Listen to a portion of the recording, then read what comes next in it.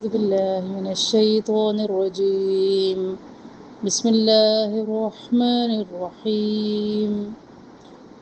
ولا تهنوا ولا تحزنوا وأنتم الأعلون إن كنتم مؤمنين. إن يمسسكم قرح فقد مس القوم قرح مثله وتلك الأيام نداولها بين الناس وليعلم الله الذين آمنوا ويتخذ منكم شهداء والله لا يحب الظالمين وليمحص الله الذين آمنوا ويمحق الكافرين. أم حسبتم أن تدخلوا الجنة ولما يعلم الله الذين جاهدوا منكم ويعلم الصابرين. السلام علیکم ورحمۃ اللہ وبرکاتہ. سورہ آل عمران آیت نمبر 139 139 سے لے کے 142 تک کی تطبیق. ولا لا الف مدہ تہنو و مدہ ہا اور ہا. ہا اور ہا میں فرق سمجھے. ہا اقصی حلق سے ادا ہوتی ہے. تہنو ولا تحزنو. لا الف مدہ یہاں پہ ہا ہے. تو دونوں میں فرق سمجھیے. دونوں کو ایک دوسرے کے ساتھ مکس نہ کیجیے یا چینج نہ کیجیے کیونکہ چینج کرنے سے غلطی بھی ہوتی ہے بڑی. وَأَنْتُمْ إِخْوَةٌ وَأَنْتُمُ الْأَعْلَوْنَ لَوْ وَلِينَ إِن كُنْتُمْ إِخْوَةً میم ساکن کے بعد میم ادغام شفی. كُنْتُمْ مُؤْمِنِينَ نی اے مدہ اور آخر میں مد وقفی. إِن يَمْسَسْكُمْ یہاں پہ ادغام ہو رہا ہے. سن میں سختی اور سیٹی. کرحم کرحم اور قاف اور دونوں کو موٹا پڑھنا ہے. ہا کے بعد فاری تو یہاں پہ اخفا کریں گے. فقد بقیل کلا. مس القوم سن میں سختی اور سیٹی. قولین کرحم کرحم تنوین دو پیش تنوین ہے. یہاں پہ تنوین کے بعد میم ادغام کر رہے ہیں. ادغام علغنہ مثلہ سا کو نرمی سے پڑھنا ہے.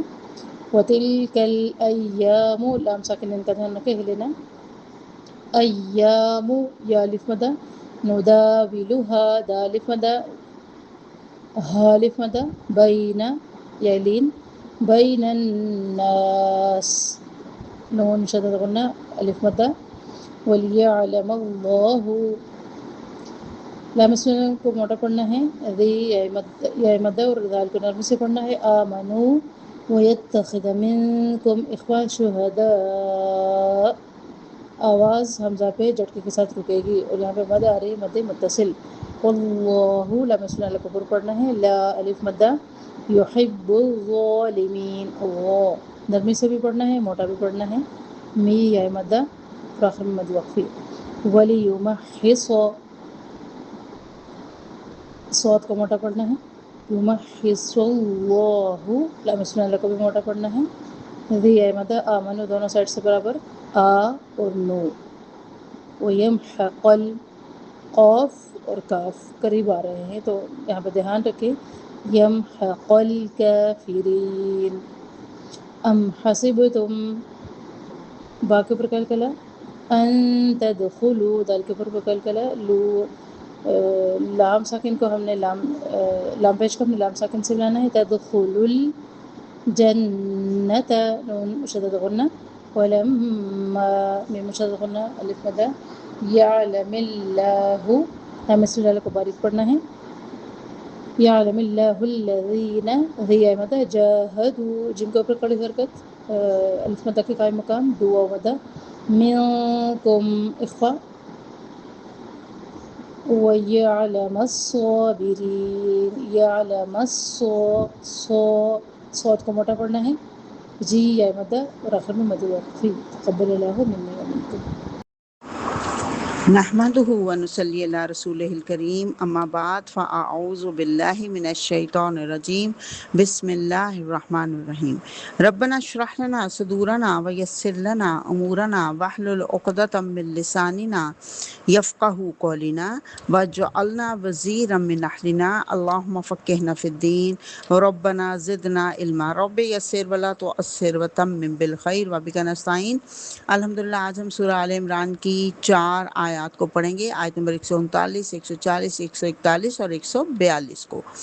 آغاز کرتے ہیں 139 سے۔ اللہ سبحانہ وتعالیٰ فرما رہا ہے ولا اور نہ تہنو، تم سستی کرو، تم دل شکستہ ہو، ولا اور نہ تحزنو، تم حزن کرو، غم کرو، وانتم اور تم ہی الاعلون بلند ہوگے، ان کن تم اگر ہو تم مؤمنین ایمان لانے والے۔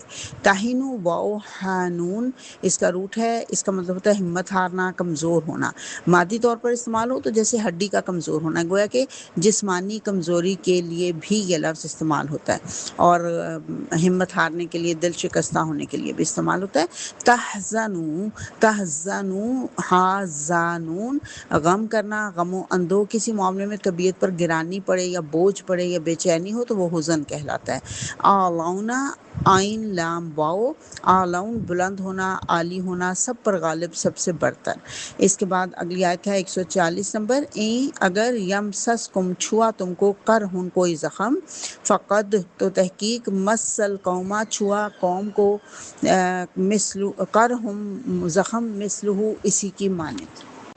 وَتِلْکَ اور یہ الایام دن ہے، نداولها ہم بدل بدل کر لاتے ہیں ان کو، بین الناس لوگوں کے درمیان، وَلِيَعْلَمَ اللَّهُ اور تاکہ جان لے اللہ تعالیٰ، الذین ان لوگوں کو، آمنوا جو ایمان لائے، وَيَتَّخِذَ اور بنا لے، منکم تم میں سے، شہداء گواہ یا شہید، واللہ اور اللہ تعالیٰ لا نہیں، یحب محبت کرتا ظالمین ظالموں سے۔ کرہن قوف را ہا روٹ ہے اس کا، کرہن کوئی زخم، اور پھر اس کے بعد نداولها دال لام واؤ روٹ ہے اس کا مطلب ہوتا ہے بدل بدل کر، ہم بدل بدل کر لاتے ہیں اس کو۔ دلو ہوتا ہے تبدیلی لانا، گردش کرنا، تبدیل کرنا، اردو میں بھی اس سے ملتا جلتا ہی ہم لفظ استعمال کرتے ہیں نا، تبدیل کرنا، یہ داول کے ساتھ ہی ملتا ہے۔ پھر اس کے بعد ہے شہداء شین ہادا، شہداء شہادت دینے والا یا گواہی دینے والا، شہادت پانے والا یا گواہی دینے والا۔ شہید بھی تو دراصل گواہی دے رہا ہوتا ہے نا، کہ وہ اللہ کی توحید کی گواہی دیتا ہے، وہ اپنی جان اللہ کے سپرد کر دیتا ہے، تو اس کو بھی شہید کہتے ہیں، جو گواہی دیتا ہے اس کو بھی شہید کہتے ہیں۔ آیت نمبر 141 ہے، وَلِيُمَحِّصَ اور تاکہ خالص کر دے اللہ تعالیٰ، الذین ان لوگوں کو، آمنوا جو ایمان لائے، وَيَمْحَقَ الْکَافِرِینَ اور وہ مٹا دے کافروں کو۔ وَلِيُمَحِّصَ میم ہا صاد روٹ ہے اس کا، تاکہ خالص کر لے، چھانٹ لے، اور یمحق میم ہا قوف روٹ ہے اس کا مطلب ہوتا ہے مٹانا یا کم کرنا۔ اور آیت نمبر 142 ہے، ام حسبتم کیا گمان کیا تم نے، کیا حساب کیا تم نے، کیا خیال کیا تم نے، سب ٹھیک ہے اس کے ترجمے۔ ان یہ کہ تدخلوا تم داخل ہو جاؤ گے، جنت میں، ولما اور حالانکہ نہیں، ابھی تک نہیں، یعلم اللہ جانا اللہ تعالیٰ نے، الذین ان لوگوں کو، جاہدوا جنہوں نے جہاد کیا، منکم تم میں سے، ویعلم الصابرین اور وہ جان لے صبر کرنے والوں کو۔ جاہدوا جیم ہا دال اس کا روٹ ہے، اور اس کا مطلب ہوتا ہے جد و جہد کرنا، اٹ موسٹ ایفرٹ کرنا، کوئی انتہائی کوشش جو انسان کرتا ہے اس کو جہادہ کہا جاتا ہے۔ وآخر دعوانا ان الحمد للہ رب العالمین۔ نحمده ونصلي على رسوله الكريم اما بعد فاعوذ باللہ من الشیطان الرجیم بسم اللہ الرحمن الرحیم۔ ہم آج سورہ آل عمران کی 4 آیات کو پڑھ رہے ہیں، آیت نمبر 139، 140 اور 141 اور 142 کو۔ آیت نمبر 139 ہم آیات کا ترجمہ روٹ ورڈز کو دیکھ چکے ہیں، اب ہم پڑھیں گے، سمجھیں گے اس آیت کی تفسیر کو، ان آیات کی تفسیر کو۔ آیت نمبر 139 میں اللہ سبحانہ وتعالیٰ فرما رہے ہیں وَلَا تَهِنُوا وَلَا تَحْزَنُوا وہ پہلے اس سے پیچھے ہم پڑھ چکے ہیں، اللہ تعالیٰ نے ایک نصیحت کی، اللہ نے بتایا یہ قرآن جو ہے یہ ہدایت ہے اور یہ نصیحت ہے تقوی والوں کے لیے۔ اور پھر مختلف تہذیبیں آئیں، کئی تہذیبیں آئیں، کئی گزر گئی، کوئی روسی تہذیب آئی، کوئی ہندی تہذیب آئی، کوئی مصری، کوئی یونانی، لیکن سب گزر گئیں۔ کامیاب کون ہوئے؟ وہ جو تقوی والے تھے۔ اب اس کے بعد دوبارہ سے جنگ احد پر تبصرہ فرمایا جا رہا ہے۔ اللہ فرما رہا ہے وَلَا تَهِنُوا، نہ تم کمزوری دکھاؤ۔ تہنو وہنا سے ہے، وہنا کا ترجمہ میں نے بتایا، کمزوری دکھانا فزیکلی بھی اور ذہنی طور پہ بھی۔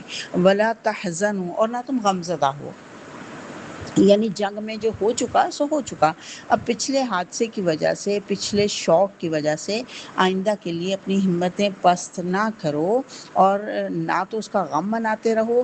وَأَنْتُمُ الْأَعْلَوْنَ، اور تم ہی اعلیٰ ہوگے، عالی مقام ہوگے، بلند درجے پر پہنچ جاؤ گے۔ ان کنتم مؤمنین، اگر تم ایمان کے تقاضے پورے کرو گے۔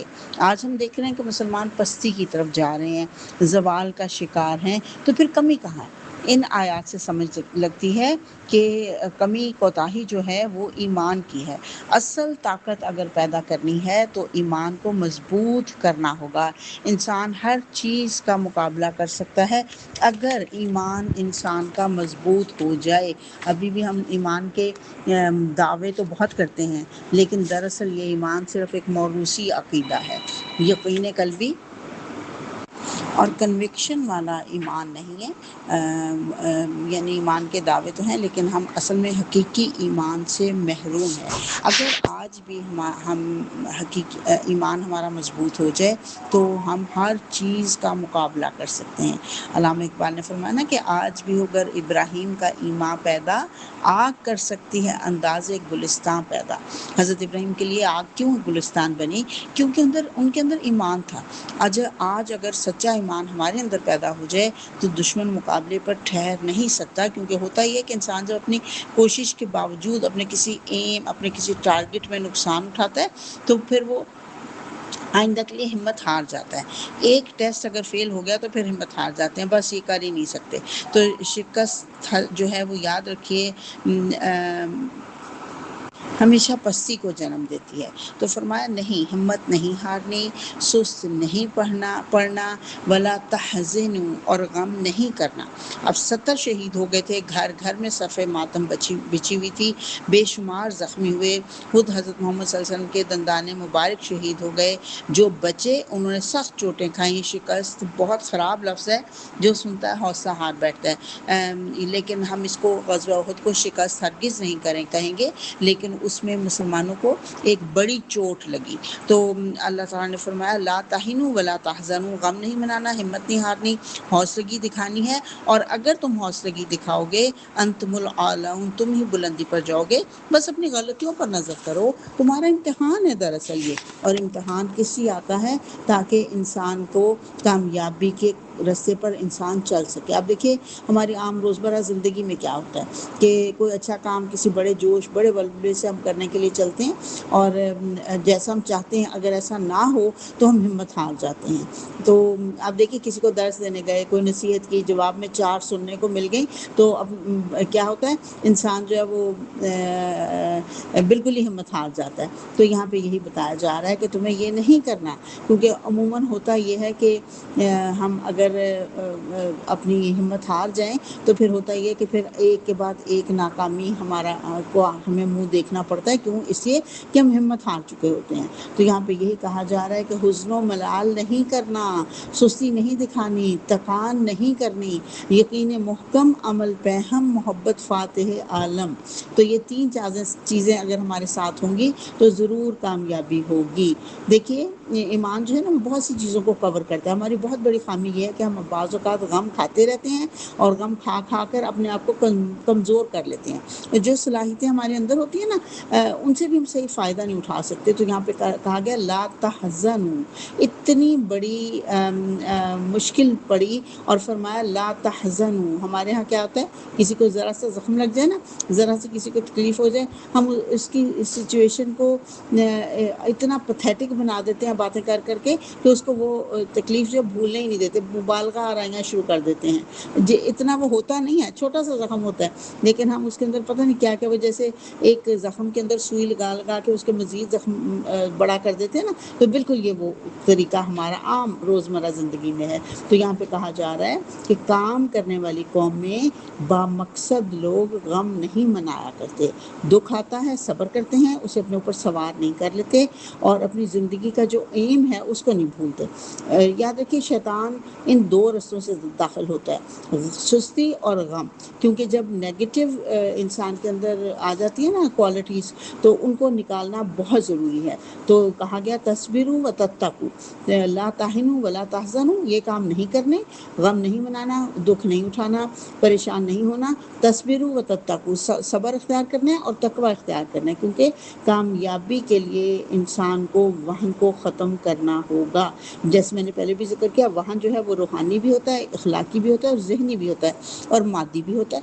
تو نبی صلی اللہ علیہ وسلم نے صحابہ کرام سے فرمایا کہ ایک زمانہ آئے گا کہ تم سیلاب کے خس و خاشاک کی مانند ہو جاؤ گے، جیسے سیلاب کے اوپر وہ ہوتا ہے نا کوڑا ہوتا ہے، اس کا کوئی ٹھکانہ نہیں ہوتا، جدھر پانی جاتا ہے ادھر وہ بہہ جاتا ہے، یعنی جدھر تمہیں لگائے گا ادھر تم بھٹک جاؤ گے۔ صحابہ کرام نے پوچھا یا رسول اللہ اس کا کیا سبب ہوگا کہ ہم اتنے کمزور ہو جائیں گے؟ آپ صلی اللہ علیہ وسلم نے فرمایا تمہارے اندر وہن پیدا ہو جائے گا۔ لوگوں نے پوچھا وہن کیا ہے؟ فرمایا حب الدنیا و کراہت الموت، دنیا کی محبت اور موت سے نفرت۔ تو پتہ چلا کہ وہ انسان، وہ کوئی قوم اس وقت تک بلند مقام پر نہیں پہنچ سکتی جب تک کہ دنیا کی محبت کم نہ ہو جائے۔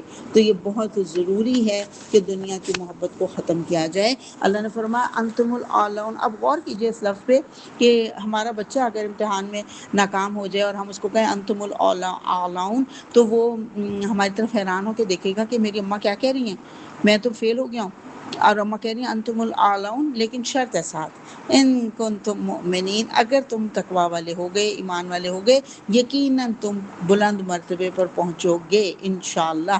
آیت نمبر 140 ہے این یمسسکم، اللہ تعالیٰ تسلی دے رہا ہے، حوصلہ دے رہا ہے، اگر تمہیں زخم پہنچا ہے فقد، تو تحقیق مسل قوم کرہم مثلہ، اس قوم کو جس کے مقابلے میں تم ہو، یعنی قوم قریش، ان کو بھی اسی کی مانند زخم پہنچ چکا ہے۔ یعنی غزوہ احد میں 70 صحابہ کرام شہید ہو گئے تھے، ان میں حضرت حمزہ، حضرت مصعب بن عمیر جیسے جلیل القدر صحابی بھی تھے، بلکہ انصار کا تو کوئی گھرانہ ایسا نہیں تھا جس کا کوئی فرد شہید نہ ہوا ہو۔ رسول اللہ صلی اللہ علیہ وسلم جب مدینہ تشریف لائے واپس تو ہر گھر میں کوہرام مچا ہوا تھا، اس وقت تک میت پر بین کرنے کی ممانعت نہیں ہوئی تھی، عورتیں مرثیے کہہ رہی تھیں، بین کر رہی تھیں، ماتم کر رہی تھیں۔ صورتحال اس قدر رقت آمیز تھی کہ خدا حضور صلی اللہ علیہ وسلم کی زبان مبارک سے یہ الفاظ نکل گئے لیکن حمزہ لا بواکی لہو، آج حمزہ کے لیے کوئی رونے والیاں بھی نہیں ہیں۔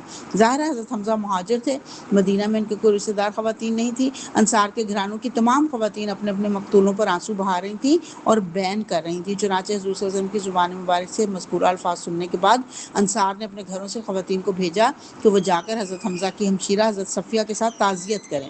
بہرحال دکھ تو جناب محمد صلی اللہ علیہ وسلم کو بہت پہنچا تھا، آخر آپ کے سینے کے اندر ایک حساس دل تھا، پتھر تو نہیں تھا۔ اس پس منظر میں یہاں اللہ تعالیٰ اہل ایمان کی دلجوئی کے لیے فرما رہا ہے کہ تم لوگ اس دکھ پر اتنے غمگین اور دل گرفتہ نہ ہو۔ اس وقت اگر تمہیں کوئی چرکا لگا ہے تو اس جیسا چرکا اس سے پہلے تمہارے دشمن کو بھی لگ چکا ہے۔ 1 سال پہلے ان کے بھی 70 افراد مارے گئے تھے نا، بلکہ کہا جاتا ہے کہ ابو سفیان نے پہاڑی پر چڑھ کے اونچی آواز میں پکارا تھا کہ ہمارے 70 کے مقابلے میں تمہارے 70۔ تو اس کے جواب میں حضرت عمر نے فرمایا تھا ہمارے 70 شہید ہیں، جنت میں پہنچ چکے ہیں، اور تمہارے 70 جو ہیں ان کے ساتھ ان کا کوئی مقابلہ نہیں، کوئی کمپیریزن نہیں۔ اس بارے میں یہ بھی نوٹ کیجئے کہ یہ اس وقت حضرت محمد صلی اللہ علیہ وسلم نے تعزیت کے لیے کہا تھا، یہ نہیں کہا تھا خواتین کو کہ وہ جا کے بین کریں، اور نہ ہی انہوں نے بین کیے تھے۔ ہمارے ہاں یہ مثال دی جاتی ہے، اگزامپل دی جاتی ہے کہ حضور صلی اللہ علیہ وسلم نے فرمایا تھا، یہ الفاظ کہے تھے تو اس کا مطلب ہے بین کرنے کی اجازت ہے، نعوذ باللہ۔ اتنی وافر تعداد میں ہمیں احادیث ملتی ہیں جن میں بتایا گیا بلکہ حتیٰ کہ حضور صلی اللہ علیہ وسلم جب بیعت لیتے تھے مسلمان ہوتی تھیں جو خواتین، ان سے جب بیعت لیتے تھے اس وقت ان سے وعدہ لیتے تھے کہ وہ بین نہیں کریں گی، اس لیے بین کرنے کی کہیں سے کوئی اجازت نہیں ملتی۔ اچھا بہرحال آگے چلتے ہیں، اللہ فرما رہا ہے تلک الایام، اور یہ تو دن ہے نداولها بین الناس، جن کو ہم الٹ پھیر کرتے ہیں لوگوں کے درمیان، یہ زمانے کے نشیب و فراز ہیں جن میں ہم لوگوں کے درمیان گردش کراتے رہتے ہیں۔ کسی قوم کو ہم ایک ہی کیفیت میں ہمیشہ نہیں رکھتے، ایک قوم کے اوپر کچھ دن آتے ہیں اور پھر اس کے بعد دوسرے دو قوم وہاں پہ آ جاتی ہے۔ دیکھیں نا اسلام کو غلبہ تھا تو ایمان لانا کچھ مشکل نہیں تھا، لیکن جب اس کمزوری آئی اس وقت پتہ چلا کہ اصل میں ایمان لانے والے کون ہیں، جو دل سے ایمان لانا چاہتے ہیں۔ تو اس لیے اللہ تعالیٰ نداولها بین الناس فرما رہا ہے۔ اب دیکھیے اس سے یہ بھی ہوتا ہے کہ امتحان جب آتا ہے نا تو پھر مسلمان اور منافق الگ الگ ہو جاتے ہیں۔ میل کچیل صاف کرنے کے لیے اللہ تعالیٰ لوگوں کو آزمائش میں ڈالتے ہیں، تو ایسے ہی آزمائش میں ڈالا گیا غزوہ احد کے موقع پہ مسلمانوں کو۔ اللہ نے فرمایا نداولها بین الناس، ہم بدل بدل کر لاتے ہیں لوگوں کے درمیان دنوں کو، ولیعلم اللہ الذین آمنوا، تاکہ ہم جان لیں کہ کون لوگ ایمان لانے والے ہیں، وَيَتَّخِذَ مِنْكُمْ شُهَدَاءَ، اور ہم بنا دیں ان میں سے گواہ۔ اب یہ یہاں پہ دو وجوہات بتائی جا رہی ہیں۔ نمبر ایک یہ کہ ہم جان لیں کہ ان میں سے کون ایمان لانے والے ہیں، یعنی اس لیے سختی آتی ہے، آزمائش اس لیے آتی ہے تاکہ ایمان کھرے اور کھوٹے کی پہچان ہو سکے، تاکہ کھرے اور کھوٹے کو الگ الگ کیا جا سکے۔ اللہ تعالیٰ یہ فرما رہے ہیں یہاں پہ، تو اس کا مطلب ہے کہ اللہ تعالیٰ مسلمانوں کا امتحان لینے کے لیے ان کو ڈالتا ہے، آزمائش میں ڈالتا ہے۔ اور دوسری وجہ کیا بتائی جا رہی ہے، تاکہ تم میں سے شہید جو ہیں وہ الگ ہو جائیں۔ اب یہاں پہ دیکھیے دو باتیں آ رہی ہیں۔ اللہ فرما رہا ہے کہ آزمائش میں اس لیے اللہ دیکھنا چاہتا ہے حقیقتاً مومن کون ہے۔ اگر امتحان آئے، آزمائش نہ آئے، تکلیف نہ آئے، قربانی نہ دینی پڑے تو کیسے پتہ چلے گا حقیقی مومن کون ہے؟ حقیقی مومن کی آزمائش اور امتحان سے ہی ہوتی ہے، اظہار ہوتا ہے۔ چنانچہ اللہ تعالیٰ آزمائش کے ذریعے ظاہر کرتا ہے کہ کس نے اپنا سب کچھ لگا دیا، کس نے صبر کیا، کون ثابت قدم رہا اور کون الٹے پاؤں پھر گیا۔ اور دوسری بات کہی وَيَتَّخِذَ مِنْكُمْ شُهَدَاءَ، اور وہ چاہتا ہے کہ تم میں سے کچھ کو مقام شہادت عطا کرے، انہیں اپنی گواہی کے لیے قبول کر لے۔ یہ بہت بڑی بات ہے، تاکہ شہادت کے مرتبے پر کس کو فائز کرنا ہے، اس لیے یہ امتحان لیا گیا۔ اور اس لیے یہ امتحان لیا گیا کہ اللہ تعالیٰ دیکھنا چاہتا ہے کہ اتنی مشکل میں بھی کون اپنی گواہی پر کھڑا رہتا ہے، کہ اللہ ایک ہے، اس گواہی پر کون کھڑا رہتا ہے۔ یعنی اللہ تعالیٰ نے یہ جو شہداء علی الناس کا منصب دیا ہے نا اس مسلمانوں کو، اللہ دیکھنا چاہتا ہے کہ کون اس کے اوپر اس کا اہل ہے، اس منصب پر فائز رہنے کا اہل ہے، کہ اللہ کے لیے گواہی دینے کے لیے ہر مشکل ہو آسانی ہو ہر موقع پہ تیار رہتا ہے۔ کون ہوگا وہ؟ تو اللہ فرما رہا ہے واللہ، اور اللہ تعالیٰ لا یحب الظالمین، نہیں محبت کرتا ظالموں سے۔ اللہ تعالیٰ ظالموں سے محبت نہیں کرتا۔ اس کا مطلب یہ نہیں ہے کہ اللہ نے کفار کی مدد کی اور ان کو پسند کر لیا، نعوذ باللہ، بلکہ اس کا مطلب یہ ہے کہ جو ظالم ہوگا اللہ تعالیٰ اس سے محبت نہیں کرتا، جو ظلم کرے گا اللہ اس سے محبت نہیں کرتا۔ آیت نمبر 141 ہے وَلِيُمَحِّصَ اللَّهُ، اور اس لیے کہ اللہ پاک صاف کرنا چاہتا ہے الذین آمنوا، وہ لوگ جو ایمان لے کر آئے، وَيَمْحَقَ الْكَافِرِينَ، اور کافروں کو مٹا دینا چاہتا ہے۔ یہاں پہ دراصل مسلمانوں کو خاص طور پر ان لوگوں کی آزمائش مطلوب تھی جو ابھی تازہ میں ایمان لائے تھے۔ ان میں کچھ پختہ ایمان والے تھے، کچھ کمزور ایمان والے تھے، اور کچھ منافق بھی تھے۔ اللہ نے چاہا کہ کمزور ایمان والے بھی پوری طرح پختہ ہو جائیں، اور اگر کوئی منافق ہے تو وہ بھی اہل ایمان سے کٹ جائے، تاکہ بحیثیت مجموعی جماعتی قوت کو کوئی ضعف نہ پہنچے۔ چنانچہ اس جنگ کے ذریعے اللہ تعالیٰ نے تمہاری صفوں میں گڑمڑ ہو جانے والے لوگوں کی تمہیز کر دی، ان کو خالص کر لی، اور اس میں سے خالص لوگوں کو چن لیا، یعنی چھانٹ کر الگ کر دیا۔ ظاہر ہے عبداللہ بن ابی اور اس کے 300 ساتھیوں کے نفاق کا پردہ اسی موقع پہ چاک ہوا تھا نا، غزوہ احد پہ جاتے ہوئے وہ علیحدہ ہو گئے تھے نا، ان کی اصلیت مسلمانوں کے سامنے آ گئی تھی۔ تو یہاں پہ پتہ چلا کہ ان کو الگ کرنا. ہم اردو میں ایک لفظ بولتے ہیں نا بحث و تمہیز، یہ وہی لفظ ہے. تمہیز کا معنی ہوتا ہے بحث کرنا، قریدنا. تمہیز ہوتا ہے قریدنا، یعنی قرید کر ہم جب مٹی کو قریدتے ہیں تو اس میں کوئی چیز ڈسکور کرتے ہیں نا، نکالتے ہیں. ایسے ہی کسی بھی چیز کو قرید کر اس میں سے، تو یہ تمہیز وہی ہے. اللہ فرما رہا ہے قرید کر تم میں سے منافقوں کو الگ کر دیا جائے. اللہ یہ چاہتا ہے، اور اللہ یہ چاہتا ہے کہ کافروں کو یکسر مٹا دیا جائے، ان کا کفر جو ہے اس کو یکسر مٹا دیا جائے. اور آگے آیت نمبر 142 میں بہت بڑی بات اللہ پوچھ رہا ہے، ام حسبتم، کیا تم نے خیال کیا، تم نے سمجھا، یہ کہ تدخلوا الجنہ، تم داخل ہو جاؤ گے جنت میں. کیا تم نے یہ سمجھا کہ تم جنت میں داخل ہو جاؤ گے، ولما، حالانکہ یعلم اللہ الذین جاہدوا، ابھی اللہ نے یہ تو دیکھا ہی نہیں کہ تم میں سے کون واقعتاً اللہ کے راستے میں جہاد کرنے والے ہیں، ویعلم الصابرین، اور کون صبر کرنے والے ہیں. یعنی ابھی عشق کے امتحان اور بھی ہیں، ابھی تو تمہارے لیے اس راستے میں بہت منزلیں ہیں، بڑی مشکل کھٹن مرحلے آنے والے ہیں. ہم سورہ البقرہ میں بھی پڑھا ہے نا، تو یہاں پہ بھی وہی بات اللہ تعالیٰ نے بیان کی ہے کہ جنت میں جانے کے لیے امتحان تو دینا پڑے گا. اس راہ میں چلنے کے لیے تمہیں صبر بھی کرنا پڑے گا، اپنی جد و جہد بھی کرنی پڑے گی. اور جو جد و جہد کرنے والے ہیں اور جو صبر کرنے والے ہیں، جنت انہی کے وہی حقدار ہو سکتے ہیں. اور پھر اللہ فرما رہا ہے وَلَقَدْ، اور البتہ تحقیق، تم تمنون الموت، تم تمنا کر رہے موت کی، من قبلی، اس سے پہلے،